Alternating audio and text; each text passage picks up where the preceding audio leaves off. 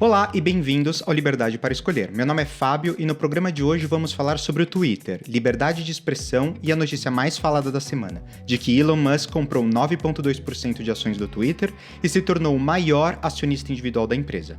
Vamos falar também sobre o mercado de veículos elétricos nos Estados Unidos e quais são os maiores bloqueios impostos pelo governo que limitam o acesso dos consumidores aos veículos elétricos.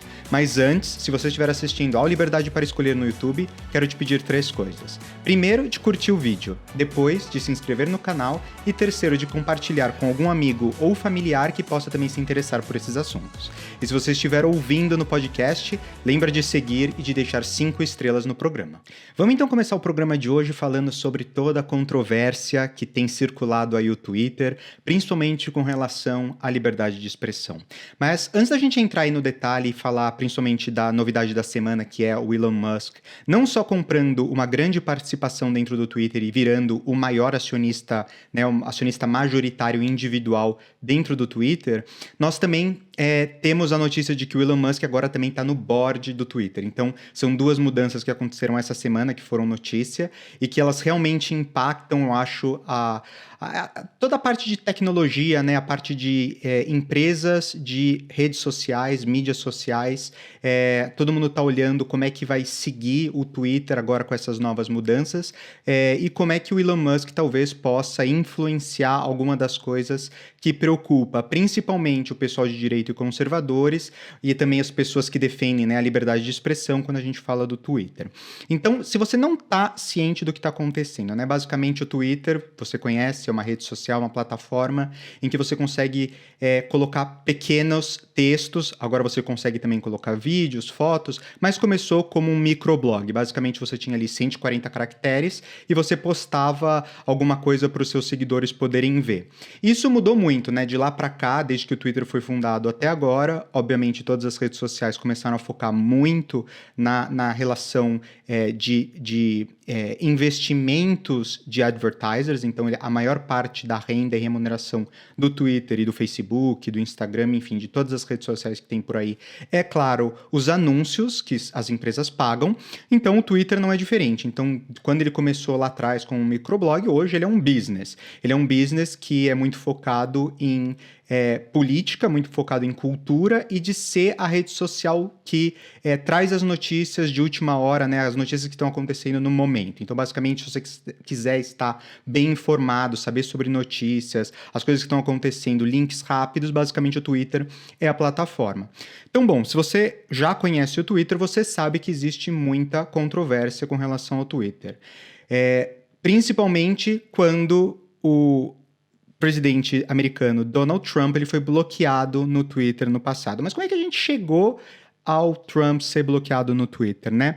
É muito importante a gente, antes de mais nada, falar de liberdade de expressão nos Estados Unidos, que depois cascateia, de certa forma, para outros países. Então, obviamente, o Twitter é uma empresa americana, então ela segue toda a legislação nos Estados Unidos, ela tenta também estar em compliance, seguir as regras e as leis dos outros países em que ela também atua. Mas, obviamente, a Constituição americana e as leis americanas são as mais importantes para todas essas empresas de redes sociais que são baseadas nos Estados Unidos, né, que tem sua sede nos Estados Unidos. O Twitter, especificamente, ele tem essa controvérsia da liberdade de expressão, por ele ser uma das primeiras, né, depois o Facebook hoje também faz bastante isso, mas bloquear a voz de pessoas que eles não concordem necessariamente com o que está sendo dito. Algumas coisas, obviamente, são falsas, tem muita coisa verdadeira que, na verdade, o Twitter e as grandes redes sociais simplesmente discordam, e o que eles têm feito é ou bloqueado ou marcado aquilo como desinformação, ou também não só bloqueando o conteúdo que está sendo colocado, mas também a pessoa retirando ela e censurando ela completamente da plataforma. Quando a gente fala de liberdade de expressão nessas plataformas, a gente pensa que elas são empresas privadas, então significa que elas podem criar os próprios termos e serviços e aplicar os próprios termos e serviços dentro da plataforma dela, de forma que ela cria as próprias regras e ela administra e regulamenta como é que ela vai prestar os próprios serviços. Só que os termos e serviços, eles não podem estar contra as leis, né, e as regulamentações do país em que aquela plataforma atua. Então, a grande coisa que tem se falado muito com relação ao Twitter é o fato de que a Constituição americana, como vocês sabem, né, que foi ratificada em 1788, ela tem duas emendas constitucionais que foram feitas, que a gente chama de First and Second Amendments, que são as mais importantes e as mais controversas até hoje. A primeira é a questão da liberdade de expressão, que garante não só a liberdade de expressão, mas liberdade de imprensa. Então, ela é mais abrangente, mas é uma das mais importantes, porque o Supremo Tribunal Federal já deu várias vezes decisões a favor da liberdade de expressão, seguindo, né, a First Amendment, que é a primeira emenda aí da Constituição americana, e a segunda, que a gente não vai falar muito hoje, mas eu só queria enfatizar porque também é muito importante, que é o direito de ter armas. Então, nos Estados Unidos é um dos poucos países no mundo que tem esse direito constitucional. Por exemplo, aqui na Itália, ele é um direito você ter arma, mas não é um direito constitucional. Então, significa que eles podem tirar esse direito do posse de arma a qualquer momento e mudar a regulamentação. Nos Estados Unidos, não, porque é constitucional. Então, eu só quis trazer esse segundo exemplo para mostrar para vocês qual é a força de ter uma regra constitucional escrita para tudo que vai cair, né, com relação às outras leis e regulamentações que saem, porque basicamente você tem que imaginar que a Constituição é o primeiro nível de regulamentação e lei de um país, e todas as outras leis elas não podem entrar em contradição com a Constituição, por isso que é muito importante. Então a primeira emenda constitucional ela fala justamente sobre a liberdade de expressão. Então, a liberdade de expressão nos Estados Unidos é uma coisa que é, obviamente, protegida, defendida, no Brasil também, na Itália também, mas nos Estados Unidos existe uma outra coisa, uma outra lei que chama a Section 230, que é a seção 230 da Lei 47 do Código dos Estados Unidos, que foi promulgado como parte da Lei de Decência das Comunicações. Então, basicamente, essa lei, ela fala que ela dá privilégios para prestadores de serviços na internet, como empresas como o Twitter ou o Facebook, de não serem penalizados por conteúdos que são postados por terceiros. Então, significa que, por exemplo, você utiliza os serviços do Twitter ou do Facebook, você coloca uma foto, você faz um post, você escreve o que você quiser dentro daquela plataforma, as plataformas elas não podem ser responsabilizadas pelo que você está postando. Então, isso significa que dá uma proteção grande para essas empresas, no sentido de que elas não têm que monitorar, elas não têm que tirar ou deixar o conteúdo, porque elas não são, elas não têm culpa ou elas não podem ser processadas se aquela informação estiver errada, se ela for racista, se ela for, enfim, aquela informação, o provedor do serviço, né, o Twitter, o Facebook, o Instagram, ele não pode ser punido por alguma coisa que um terceiro publicou. Em contrapartida, as empresas de redes sociais, elas não podem ter uma ação que eles chamam editorial. Então, significa que eles não podem, da forma como eles quiserem, decidir qual tipo de conteúdo vai estar e qual conteúdo não vai estar. Porque se você entra na parte editorial da lei, você cai, por exemplo, nos jornais. Então, os jornais, eles são responsáveis não só pelo conteúdo que eles publicam, porque mesmo que seja conteúdo de terceiro, seja um freelancer que escreveu a notícia, estando no portal de notícias e tendo um poder editorial de decidir o que vai entrar e o que não vai, entende-se que o jornal ele pode ser culpado por tudo que está sendo publicado. Inclusive, alguns dos comentários, a seção de comentários de alguns jornais já aconteceram em processos anteriores do jornal ser responsável porque ele deveria monitorar e fiscalizar a parte de comentários das notícias dentro do portal deles, dentro do portal de notícias. Então, eu queria fazer essa distinção muito clara e falar um pouco sobre a seção 230, porque se você não conhece isso, você não consegue entender qual que é toda a discussão e qual que é toda a polêmica por trás do Twitter e o que motivou o Elon Musk a comprar as ações, porque ele vê uma oportunidade de negócio, mas também uma oportunidade para os consumidores, que é a parte que importa mais para a gente aqui. Então, basicamente, a gente falou aqui que, usando da seção 230, as empresas de redes sociais elas não são responsáveis pelo que está sendo postado. Só que você vê que tem muitas empresas hoje de social media que têm tentado controlar de forma editorial os conteúdos que são publicados. Quando eles falam isso pode, isso não pode, ou eles bloqueiam as pessoas por terem postado alguma coisa que eles não estão de acordo, mesmo que aquela informação seja verdadeira. O fato deles terem agora, né, o fact-checking, né, que é basicamente os checadores de fatos e de informações. O Twitter lançou o seu próprio, que chama Birdwatch. O Facebook, obviamente, ele tem também a versão dele. E são pessoas, é um grupo inclui agências de notícias, inclui uma série de pessoas e de organizações que verificam essas informações. Então, as empresas de redes sociais, elas claramente estão trabalhando hoje, né, e se organizando hoje de uma forma muito mais editorial do que elas faziam no passado. Quem usava o Twitter há muitos anos atrás, há 10 anos atrás, sabe que no começo você podia colocar qualquer coisa, todos os seus seguidores eram impactados por aquela informação. Hoje, por exemplo, quando você fala de Facebook, Instagram, você sabe que quando você posta, você está atingindo, sei lá, 5%, se for 10% dos seus amigos ali na rede social, é muito, porque eles querem que você pague para você atingir todo mundo que te segue. Então, existe hoje uma diferença muito grande de como as redes sociais eram no passado e quando teve essa lei, que era a lei de decência das comunicações, né? No inglês chama United States Communications Decency Act. E essa lei, quando ela foi criada, as redes sociais eram muito diferentes. Hoje o modelo de negócio é muito diferente também. E, obviamente, quando a gente fala também de redes sociais, a gente precisa pensar na influência que elas têm na parte política. Então, o Twitter, o Facebook e todas as redes sociais, elas têm tentado também entrar mais, porque elas veem que as plataformas, elas têm um poder enorme em decisões de voto, em influenciar a política, influenciar a opinião pública, muito mais do que a televisão e a mídia tradicional têm. Hoje, praticamente ninguém abaixo de 25 anos assiste jornal, lê revista, então ouve rádio, se não for para música, mas assim, vou entrar aqui para ouvir a notícia na rádio. Não existe mais esse tipo de coisa. As pessoas querem consumir imediatamente e elas querem escolher exatamente que canais elas vão seguir, elas vão receber aquela informação. Então, se você gosta de um meio de notícias específico, você vai seguir aquele perfil, receber as informações que você quer.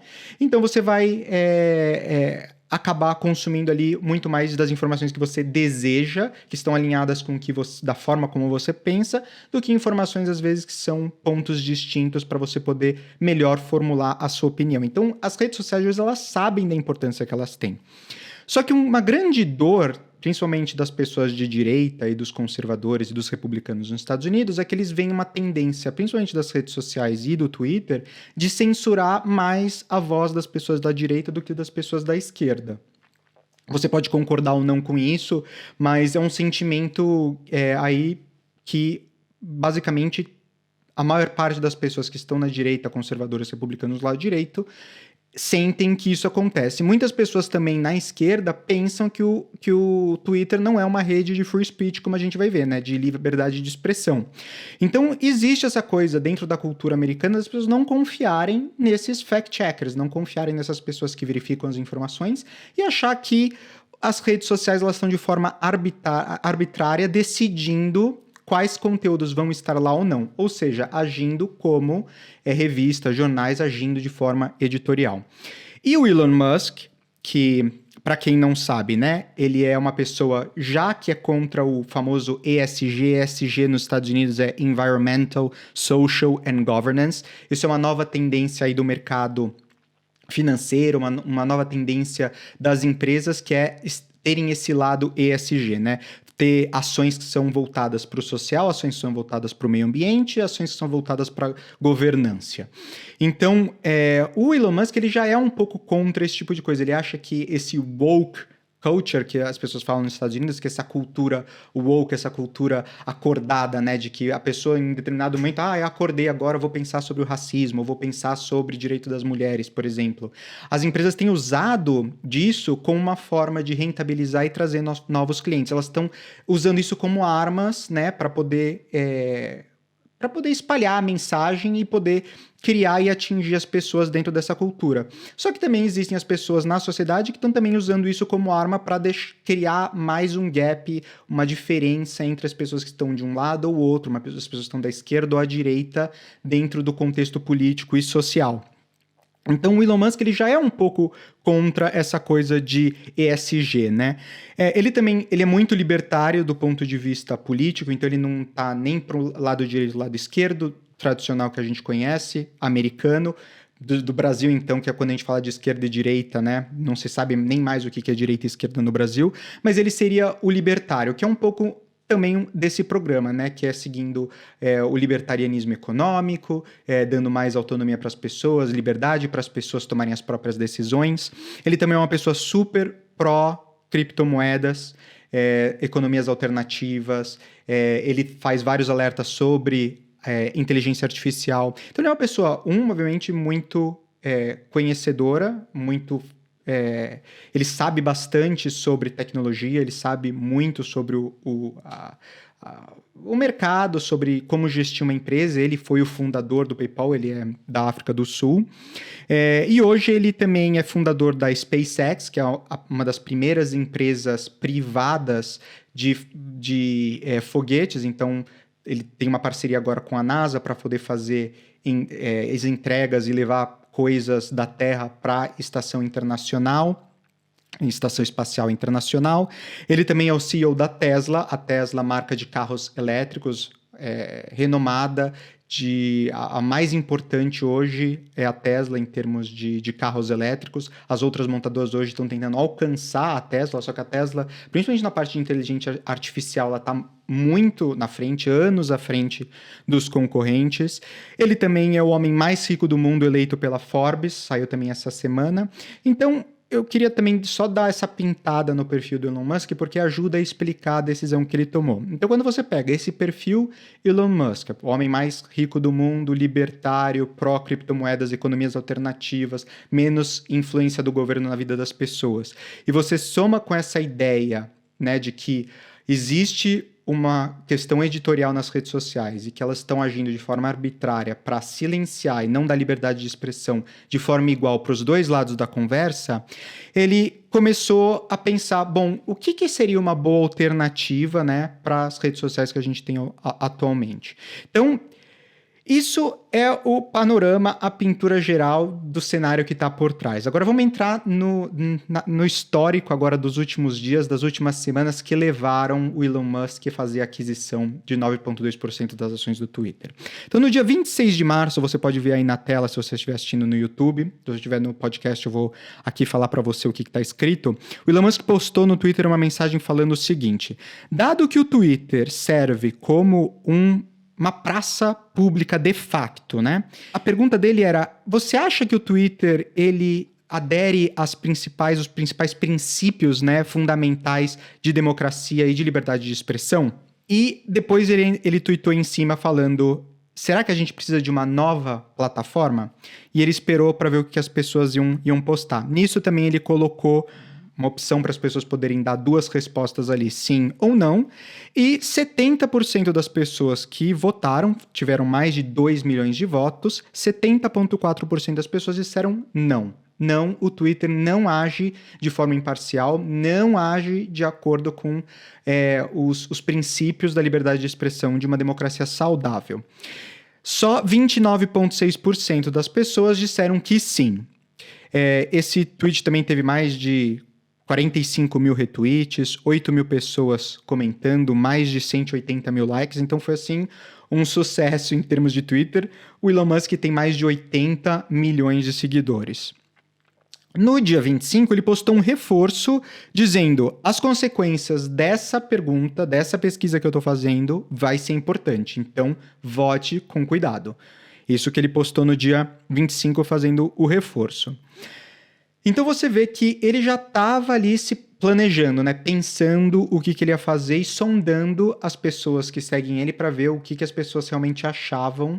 E com certeza ele já tinha na cabeça dele o que ele gostaria de fazer, mas ele quis fazer essa sondagem. Não sei se era para preparar o Twitter, preparar os seguidores dele, mais como uma brincadeira, ou porque ele já sabia o que ele ia fazer, ou se realmente ele tomou a decisão baseada na resposta dessa pesquisa que ele fez. Ninguém sabe.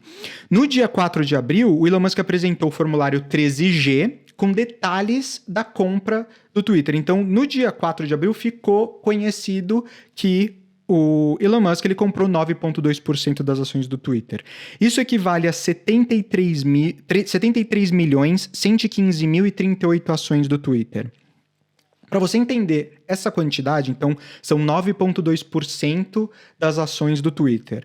O Jack Dorsey, que até pouco tempo atrás era o presidente, né, o CEO do Twitter, e que ele teve que sair por causa de toda a controvérsia, ele que foi a pessoa que bloqueou o Trump, né, durante as eleições. E o Trump naquela época ainda era presidente americano, então ele ainda estava no cargo, ele silenciou o Trump, independente se você concorda ou não das coisas que aconteceram naquela época, em janeiro. Independente disso, obviamente, porque ele tem que ser julgado dentro, né, das leis, dentro do sistema judiciário americano, da forma como deveria ser, mas ele era presidente americano até então, ele estava no cargo, então basicamente eles cortaram a comunicação direta que o Trump tinha com os seus seguidores, com a sua plataforma. E não foi só o Twitter, foram várias redes sociais na época, quase todas cortaram, tiraram, bloquearam o Trump das redes sociais. Muito que parecia uma coisa arquitetada, né? Assim, orquestrada de forma perfeita, porque praticamente aconteceram simultaneamente ao mesmo tempo, em questão de minutos ou horas, todas as redes sociais já tinham tirado ele, os servidores já tinham tirado também os sites do ar, enfim. Foi toda uma coisa aí, digamos, combinada para tirar. Foi a época também que o Parler, que era um dos grandes competidores, estava crescendo muito. O Parler, que era uma plataforma basicamente igual ao Twitter de liberdade de expressão, também foi tirado do ar e acabou que hoje o Parler ninguém mais fala nessa plataforma. Mas enfim, o Jack Dorsey, né, ele tem 2,3% das ações no Twitter. Então ele tem uma quantidade pequena, porque ele já vendeu, ele foi o fundador, o criador do Twitter, mas ele já vendeu muito das ações dele. Hoje ele tem 2,3%. O Elon Musk, então, comprou 9,2%. Ele tem muito mais do que o Jack Dorsey. Foi uma compra de 2,9 bilhões de dólares, que é muito dinheiro, né? Principalmente para mim, para você que está ouvindo, principalmente para você que está assistindo também, 2,9 bilhões de dólares é muito dinheiro. Mas, se você colocar no total da riqueza do Elon Musk, é cerca de 1% da riqueza total dele. Então, é como se uma classe média, uma pessoa da classe média comprasse um MacBook por ano, né, com o salário que ele ganha anualmente, digamos, com a riqueza que ele tem. Então, assim, só, obviamente, uma comparação boba aqui, mas só para você entender que, tipo, para ele comprar essa quantidade de ações do Twitter, obviamente é uma ação, é uma coisa arriscada que ele está fazendo, mas em termos de valor financeiro para o total do patrimônio dele, é uma quantidade muito pequena. Isso tudo aconteceu no dia 4. No dia 5 de abril, o Elon Musk ele entrou oficialmente no board de diretores do Twitter. E deveria mesmo, afinal de contas, ele hoje é o maior acionista individual do Twitter. Ele é a pessoa, a singular pessoa que mais tem ações do Twitter. Tendo agora uma participação dentro do board, tendo uma quantidade de ações grandes, será que o Elon Musk vai conseguir fazer as mudanças que o pessoal, principalmente da direita, mas também os libertários que defendem que o Twitter não é uma plataforma hoje de liberdade de expressão, será que ele vai conseguir mudar? Porque a alternativa na época que se discutia é que o Elon Musk poderia criar a sua própria rede social, como o Trump fez. O Trump lançou a sua própria rede social, a Truth Social, né, que por enquanto ainda foi um flop, ainda não cresceu. Foi o aplicativo mais baixado ali na primeira semana quando lançou, mas até agora não cresceu, não tá sucedendo, né? Então é muito difícil você criar uma rede social. Então a alternativa ou era criar uma rede social, mas se alguém poderia criar isso, era o Elon Musk, com todo o conhecimento que ele tem e todas, né, as coisas que ele já fez na vida dele, criar uma empresa que constrói foguetes, que constrói satélites, criar a primeira grande fabricante de carros, né, montadora de carros elétricos do mundo. Então, ele foi muito inovador. Então, se tinha alguém que poderia realmente criar um novo Twitter ou uma nova rede social, seria o Elon Musk. Mas, aparentemente, o que parece é que ele, né, decidiu aí comprar o que já está no mercado e tentar fazer as mudanças de dentro para fora. No dia 5 também ele fez uma outra coisa muito interessante. Ele postou no Twitter, que você deve estar vendo agora aí na tela, o Twitter ele precisa de um botão de edição. Se você usa o Twitter frequentemente, você sabe que uma vez que você posta no Twitter, você precisa deletar se tiver alguma coisa errada. Errou ali uma letrinha, a palavra não estava com a gramática certa, alguma coisa, você tem que deletar completamente aquele tweet e refazer. Uma coisa que as pessoas já estavam pedindo também há muito tempo, que era um botão de edição. Existem algumas formas que eles estão discutindo para fazer isso. Mas mostra que o Elon Musk está realmente já querendo entrar e fazer algumas mudanças.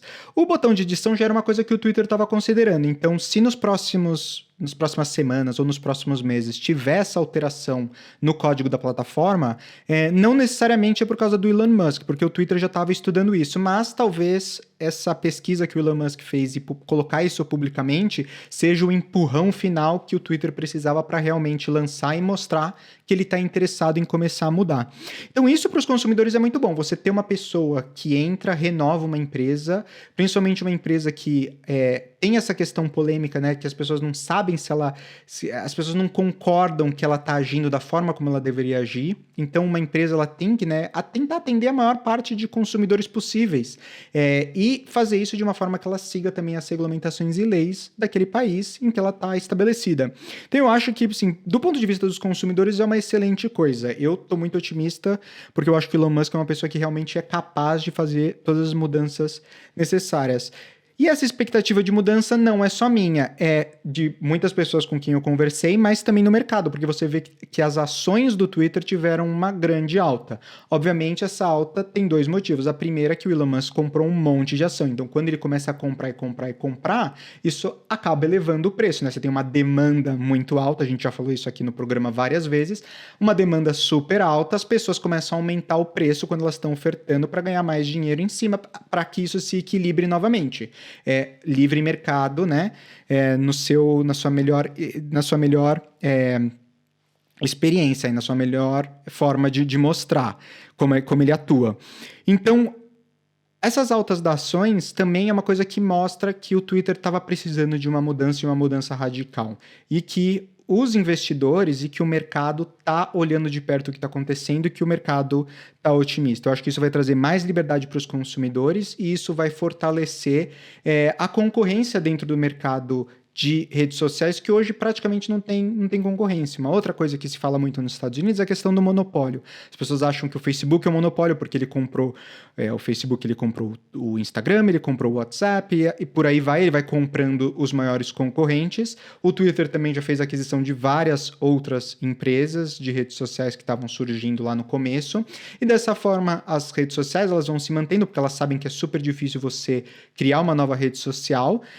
E o fato de ter tanta gente insatisfeita hoje com os serviços das redes sociais, qualquer mudança que a gente tem nesse segmento, com certeza é beneficial, né? É um benefício para os consumidores, porque vai criar mais competitividade, isso vai fazer com que as outras redes sociais, se o Twitter, por exemplo, começar a ficar mais libertário e um monte de gente começar a utilizar o Twitter mais frequentemente, por exemplo, do que um Instagram, ou de um Facebook, ou de um TikTok, não sei, isso vai fazer com que os anunciantes comecem a investir mais no Twitter, porque os anunciantes vão onde as pessoas estão usando. Se as pessoas hoje estão usando o TikTok, os anunciantes eles querem atingir as pessoas dentro da plataforma. Então, os números de usuários ativos é um número muito importante, uma métrica muito importante para as plataformas de redes sociais e por aí vai. Então, eu acho que isso vai realmente mudar, porque se as pessoas começarem a utilizar mais o Twitter, porque ele começa a ser mais livre, as pessoas podem falar sem medo de censura, esse tipo de coisa, e outras plataformas começam a bloquear mais,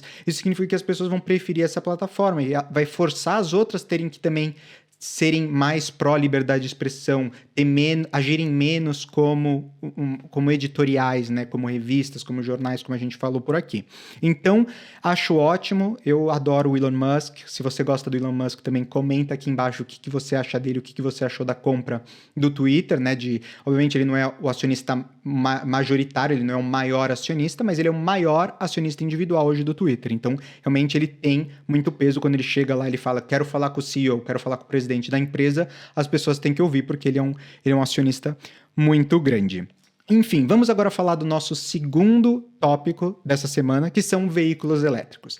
Então, como vocês sabem, aqui no Liberdade de Escolher, eu falo também às vezes de assuntos que a gente trabalha lá no Consumer Choice Center, que é o Centro de Escolha do Consumidor, e uma das coisas que a gente publicou recentemente é um índice de quais estados americanos são os melhores estados para você comprar um veículo elétrico. A gente analisou a regulamentação dos diversos estados para ver em quais estados a regulamentação ela ajudava o consumidor a fazer a mudança de um veículo a gasolina ou diesel para um veículo elétrico. Os veículos elétricos, claramente, né, eles estão em alta demanda, os consumidores por veículos elétricos, a demanda está aumentando, em grande parte porque os EVs, que eles chamam, né, Electric Vehicles, eles oferecem aos consumidores um modo de transporte que é mais ambientalmente consciente. Então existe muito essa questão de aquecimento global, principalmente geração Z, é extremamente ligada nisso, os TikTokers, enfim, toda essa onda de consumidores mais jovens, eles estão muito ligados na questão ambiental, para eles é extremamente importante isso, e as empresas, obviamente, elas estão tentando fornecer um produto que atenda. Não só isso, né? Se você já dirigiu um carro elétrico, ele é extremamente divertido de dirigir. Aqui na Itália, a gente tem alguns serviços de car sharing, que são basicamente carros que estão espalhados pela cidade, parados na rua. Você tem um aplicativo, você pode ir de um lado ao outro da cidade e deixar o carro num outro lugar. Eu utilizo muito, tem um serviço aqui que chama Share Now, existe um outro que chama Drive Now. Enfim, existem várias opções aqui em Enjoy. Na Itália, mas também na Europa, tem um monte desses serviços e muitos deles têm carros elétricos. E carros elétricos são extremamente divertidos de dirigir. E a gente vê que nas últimas 2 décadas, né, teve um enorme crescimento no mercado de veículos elétricos. As empresas mais inovadoras em veículos elétricos, a gente estava falando aí do Elon Musk, é a Tesla, mas também empresas como a Lucid, a Rivian, são empresas que foram lançadas aí com o intuito de produzir carros completamente elétricos. Então isso é uma coisa super interessante quando a gente fala do mercado de veículos elétricos. As maiores montadoras, Volkswagen, Peugeot, Renault, enfim, as grandes montadoras aí do mundo, Ford, elas não conseguiram criar um produto que fosse líder no mercado de veículos elétricos. Até hoje não existe nenhuma montadora tradicional que tem a demanda que existe por veículos elétricos dessas outras empresas. E essas empresas, o que é muito interessante, elas não vieram do mercado de veículos, elas não vieram de montadoras de carros ou de marcas de carros. Elas são empresas de tecnologia. O que elas oferecem de melhor é inovação tecnológica. E quando a gente fala de carros elétricos, obviamente, são muito diferentes de carros tradicionais. Eles pedem inovação tecnológica, eles querem inovação tecnológica. E o consumidor, ele vê os benefícios de toda essa inovação. Por exemplo, quando a gente fala da Tesla, o self-driving, né, que é basicamente um piloto automático que o carro se dirige sozinho utilizando a inteligência artificial, a Tesla tem o melhor sistema de inteligência artificial. A BMW, a Mercedes, nenhuma ainda conseguiu copiar e competir. Eles estão assim... Os grandes analistas do mercado dizem que eles estão 5 anos atrás do que a Tesla na tecnologia. A Tesla está 5 anos nessa tecnologia à frente dos competidores. Então você vê o que a inovação no mercado tecnológico de carros elétricos pode influenciar. Eu acho isso muito interessante, porque o fato das marcas hoje líderes, né, ou pelo menos as top of mind, que seriam as marcas que são as primeiras que você pensa quando a gente fala de carros elétricos, não são marcas de montadoras tradicionais, são marcas inovadoras do segmento de tecnologia. Então eu acho isso super interessante.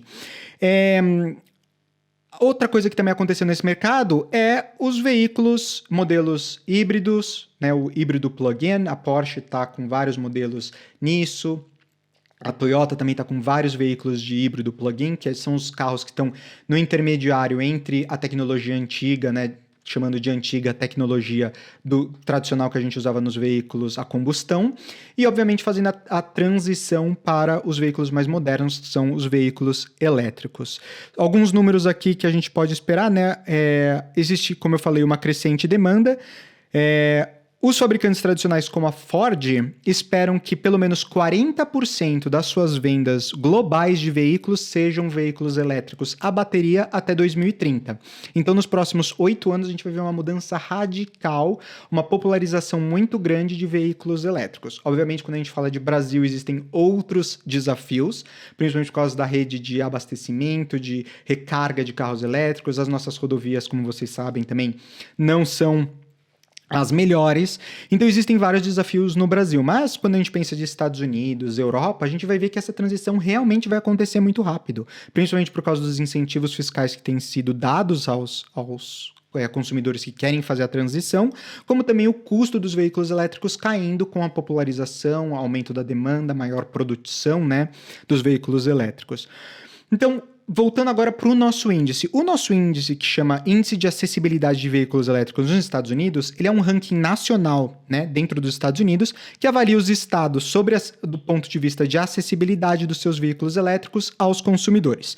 O índice avalia as regulamentações de cada estado para vendas diretas ao consumidor e as taxas de licenciamento para veículos elétricos.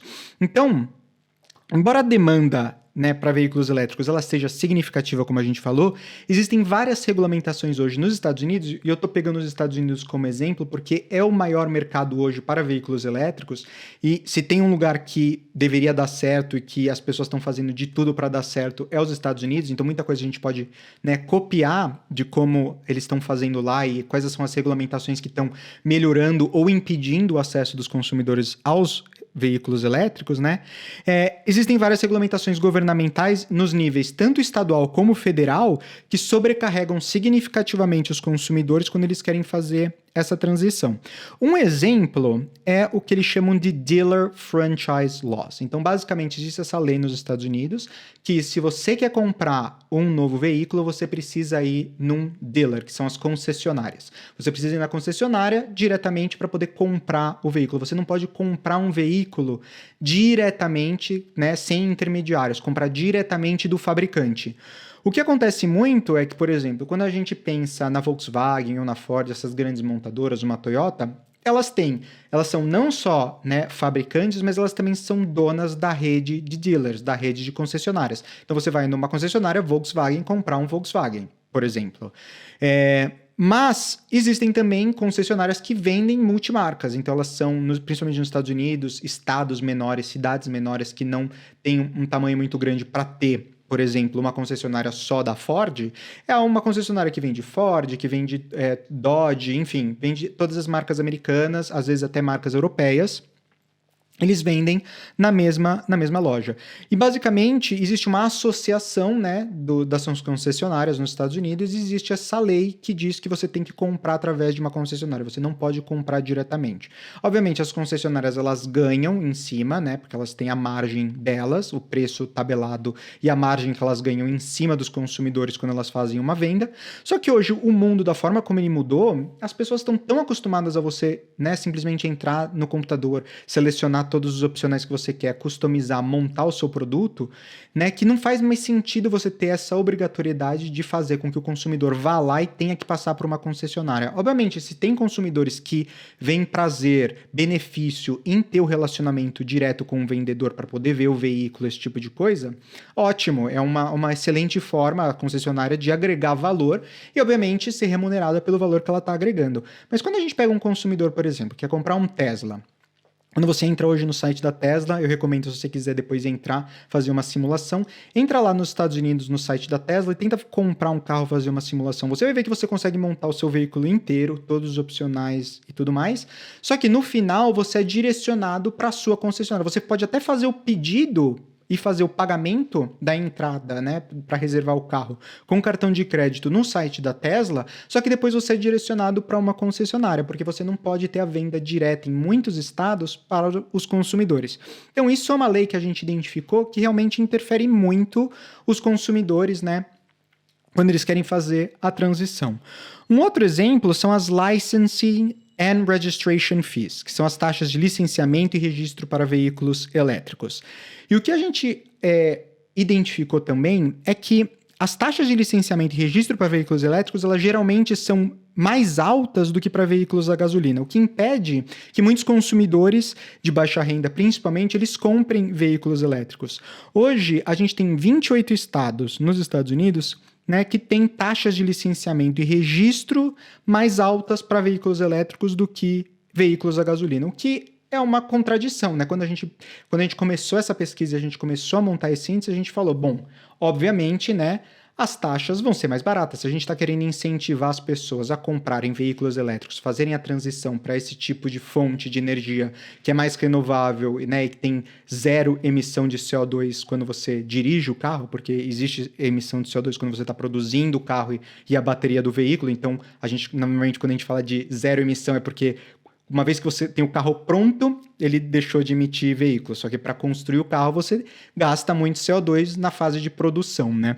Tanto é que dizem que uma métrica muito interessante é que para você poder zerar as emissões que foram feitas para construir um veículo elétrico hoje, em média, você precisa rodar pelo menos 200 mil quilômetros com um carro zero. Então, se você comprou, por exemplo, um Tesla novo, se você vendeu ele com 50 mil quilômetros, basicamente você não conseguiu gastar o tempo daquele carro para zerar, né, para chegar no break-even, no ponto zero, em que a quantidade de CO2 que você produziu para gerar, né, manufaturar, criar aquele carro, em relação a quanto você economizou andando com o carro e não emitindo CO2. Hoje existe essa conta que é basicamente 200 mil quilômetros, o que é super interessante se você também é fascinado por esse mundo de veículos elétricos. Eu acho que essa é uma informação aí, uma curiosidade interessante.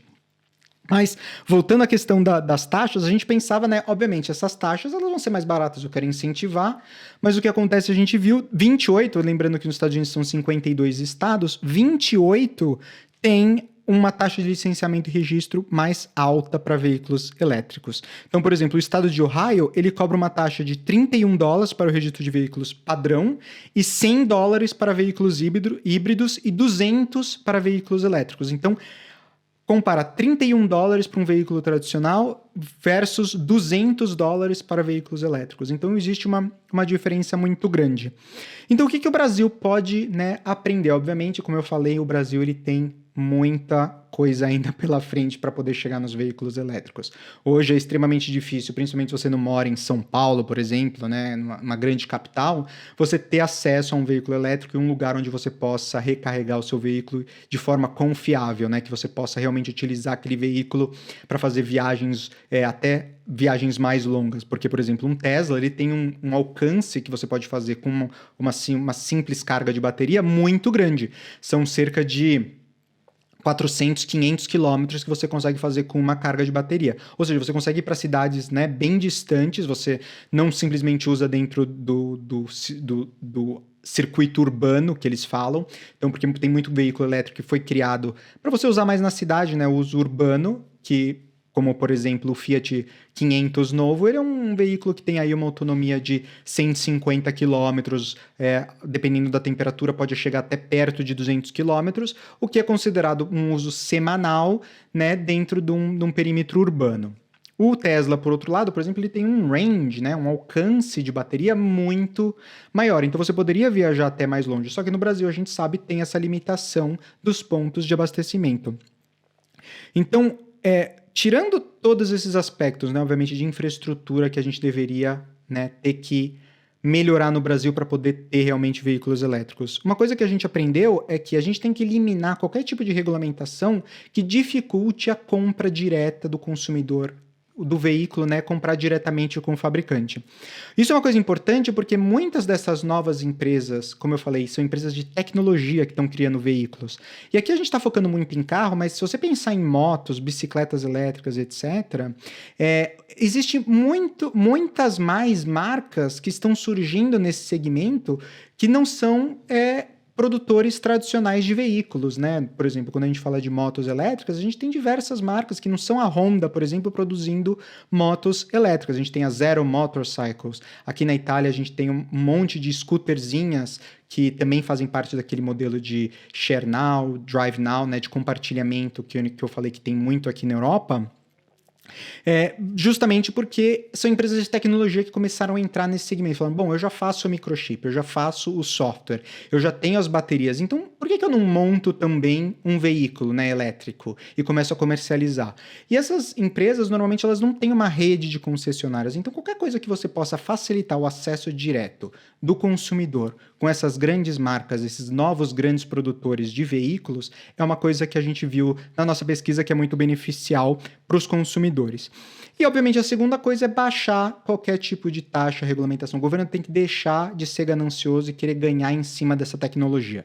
Ele precisa diminuir a quantidade de impostos de importação sobre veículos, que a gente sabe que aqui no Brasil, né, é muito alto.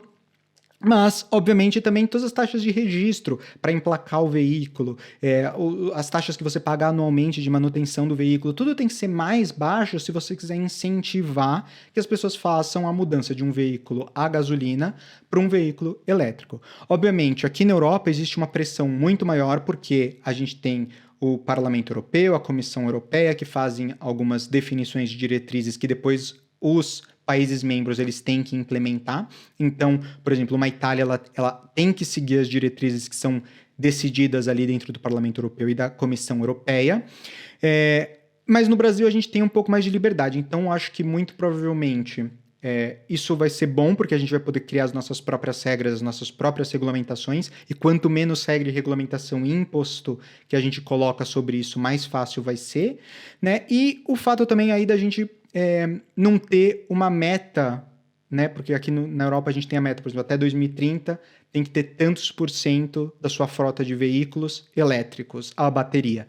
No Brasil, como a gente não tem essa pressão, né, de outros estados querendo impor sobre a gente o que vai ser, qual que vai ser o nosso timeline para poder atingir a migração de veículos a gasolina para veículos elétricos, eu acho que no Brasil vai demorar um pouco mais de tempo para a gente realmente ter esses novos veículos, essa nova tecnologia. Em algum momento vai chegar, mas eu acho que é uma coisa que no Brasil ainda vai demorar um pouco. Mas, enfim, eu acho que eu queria só falar para vocês um pouco aí do mercado de veículos elétricos, porque eu acho muito fascinante, eu acho que é muito interessante. Tem muita gente no Brasil também que é muito interessada com isso. Tem muita coisa nova saindo nos Estados Unidos e muita coisa nova saindo na Europa que eu vou tentar trazer aqui também para vocês, porque eu acho interessante, curiosidades, coisas que vocês talvez não saibam. E se você quiser saber mais sobre essa pesquisa que a gente fez, você vai lá no nosso site www.consumerchoicecenter.com ou consumerchoicecenter.org, qualquer um dos dois websites você encontra a gente, e na parte de pesquisa você consegue encontrar. Esse documento, obviamente, ele está em inglês, infelizmente, mas eu resumi aqui para você, lá você vai ter mais detalhes da pesquisa, um pouco mais de informação. Se você quiser consultar, a gente também tem vários outros projetos que a gente trabalha lá no Consumer Choice Center. Você pode seguir a gente também nas redes sociais, que vai ser muito bacana você também ter acesso a esse conteúdo que a gente publica. Bom, espero que vocês tenham gostado desse programa de hoje, que a gente falou de carros elétricos, Elon Musk, tecnologia, enfim, um monte de coisa bacana. Eu quero começar a trazer para o programa mais informações interessantes como essa, então se você gostou desse programa, dessas informações, de tudo que a gente falou aqui, se você tem alguma sugestão, deixa o seu comentário aqui no vídeo. Se você está ouvindo no podcast, vai no YouTube, começa a seguir, deixa seu comentário. Eu vou responder todos os comentários que vocês deixarem, então vai lá. Se vocês quiserem conversar comigo diretamente, deixa um comentário no YouTube. É isso, gente. Obrigado por ouvirem e por assistirem, e a gente se fala na semana que vem. Tchau!